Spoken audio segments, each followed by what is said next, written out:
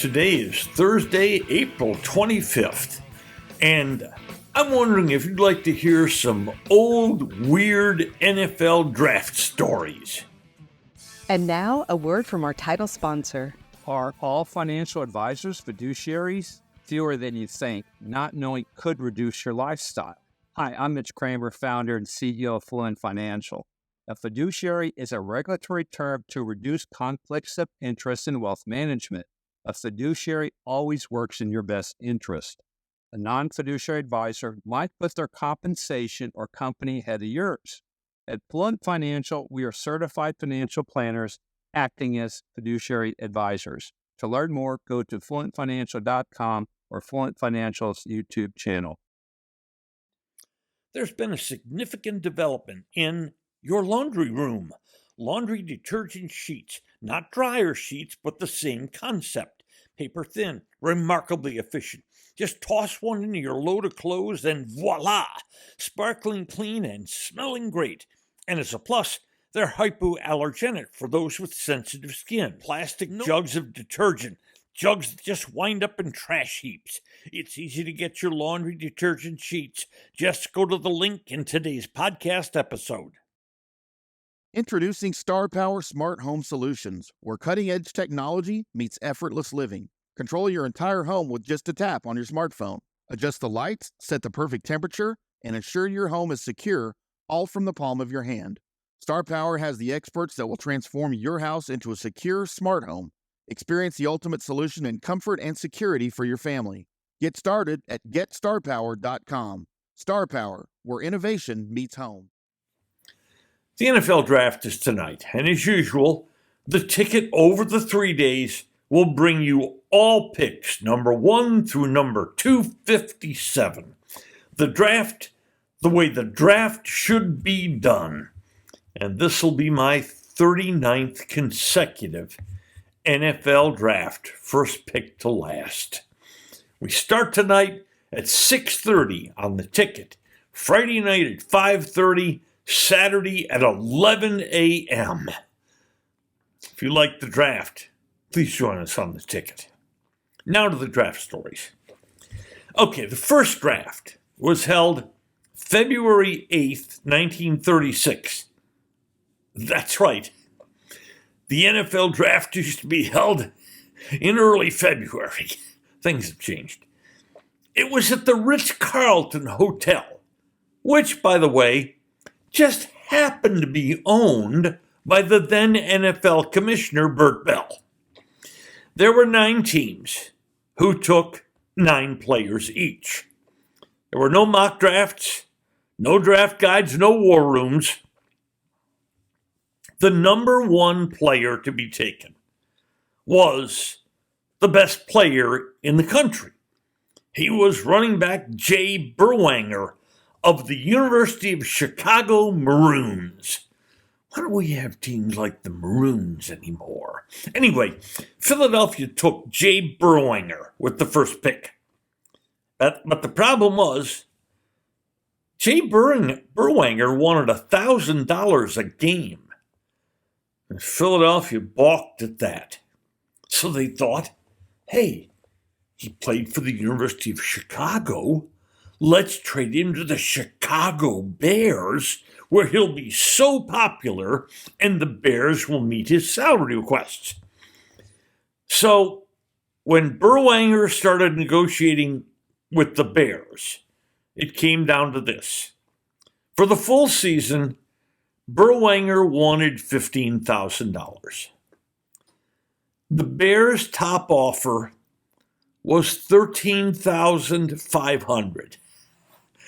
That's right, $1,500 kept Jay Berwanger from signing in the NFL. And you know what? He never signed in the NFL. The first pick in the first NFL draft never played NFL football. Next, let's go to 1946. And University of California has a wonderful running back and defensive back. Yes, players played both ways back then. Named Cal Rossi. The Washington Redskins, that nickname's now history. The Washington Redskins used their first pick, number 9 in the first round, to take Cal Rossi, a terrific player. But here's the problem. Cal Rossi was only a junior at the University of California. He wasn't eligible for the NFL draft. What a blunder by the Redskins. But Washington was patient and undaunted. And a year later, they had the 4th pick in the first round. And they used it again to take Cal Rossi, who was going to be a star in the NFL. There's only one problem here. Cal Rossi didn't want to play pro football. So in 2 consecutive years, Washington used the 9th pick in the first round and the 4th pick in the first round on the same guy who didn't want to play pro football. Next. I don't know what the Cowboys draft will be like this year. I don't know what anybody's draft will be like this year. But I do know this. There will never, ever, ever again be a draft like the 1974 Pittsburgh Steelers. With their first pick in the first round, Pittsburgh signed star USC receiver Lynn Swann. What a career he had. He went on to the Hall of Fame. And in the second round, they signed a middle linebacker who just liked to hit people. His name was Jack Lambert. And let's just say Jack Lambert was a conservative. On his vehicle, he had a bumper sticker that said, "I don't break for liberals." What a player Jack Lambert was. And he went to the Hall of Fame also. Now, Pittsburgh didn't have a 3rd round pick. But in the 4th round, they took wide receiver John Stallworth, he of the loud yellow shoes. And what a player he became.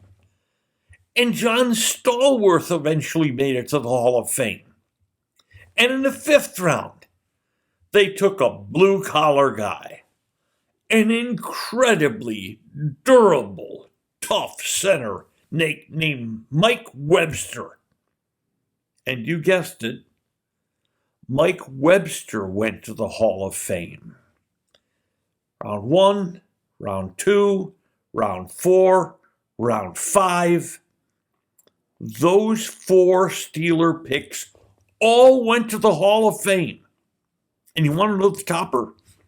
After the draft was over, the draft back then was 17 rounds. Can you imagine the tedium?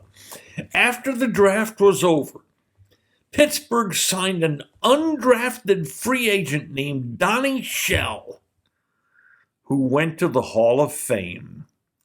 5 Steeler players added in 1974 all wound up in the Hall of Fame. There'll never be another draft like that in NFL history. And finally, one of my favorite memories. It's the 1991 draft. And by then, I'd broadcast 2, 3, 4, 5 complete NFL drafts. And I was in New York City at Radio City Music Hall with KLIF broadcasting the draft first pick to last. And back then, it was 12 rounds. Not the tedium of 17 rounds, but still, it was pretty tough. 12 rounds over 2 days. Now we do 7 rounds over 3 days. But anyway, it's day 2. And guys are flying off the board that nobody's ever heard of. And the Atlanta Falcons' turn comes up in the 10th round. Atlanta had good reports. on a small college wide receiver from southwestern state of Minnesota. Key point here. People from double directional schools, southwest. They generally can't play. Anyway, the Falcons draft Walter Sutton because he was a blur. Now, that's the one thing he could do. He could run. So Atlanta said, let's take a chance on this guy because he's really fast on a wide receiver. Sitting next to me at Radio City Music Hall was my late friend Jim Sabo.